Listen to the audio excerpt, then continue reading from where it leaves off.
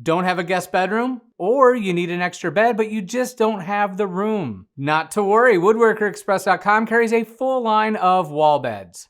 Available in both vertical and horizontal openings, and the kits come with everything you need except the cabinet and the mattress. Now let my friend Karen show you just how cool these beds are. Take it away, Karen. What Karen is demonstrating here is the vertical residential wall bed. It is the only wall bed on the market that locks in an open position. Designed for mattresses up to 10 inches thick, making this out-of-sight wall bed perfect for guests or when you just need more space. Thanks, Karen. Now these wall bed kits include a sturdy steel frame, poplar wood slats, mounting brackets, pistons, legs with connecting bar, mattress, retaining brackets, and all of the assembly hardware.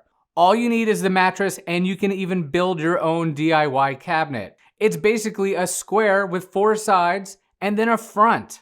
You could even use pallet wood or reclaimed lumber to give it a nice farmhouse feel. And as always, if you have any questions or concerns, please leave them down below in the comment section. I'll be more than happy to help you out, and go to woodworkerexpress.com for all of your woodworking needs.